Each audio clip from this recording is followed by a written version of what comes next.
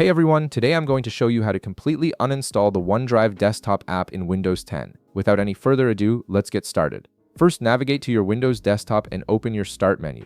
You can do this by clicking the Windows icon in the bottom left corner of your screen or by pressing the Windows key on your keyboard. Once your Start menu has opened, you'll need to access the Apps Management section of Windows. In the search field, type in Apps and Features and press Enter.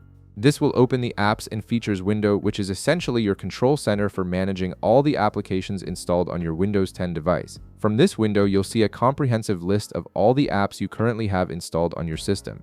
Now, to make finding OneDrive much easier, look at the right side panel where all your apps are listed. You'll notice a search bar at the top of this panel. Click on this search bar and type in OneDrive.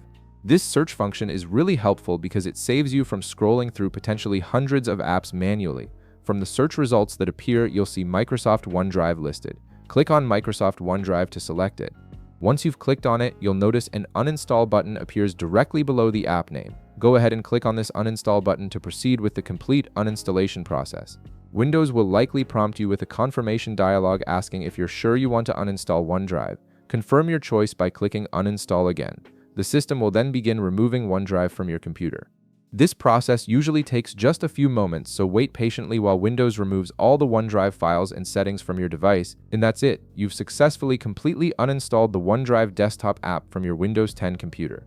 If this video helped you out, be sure to leave a like, subscribe, and I'll see you in the next one.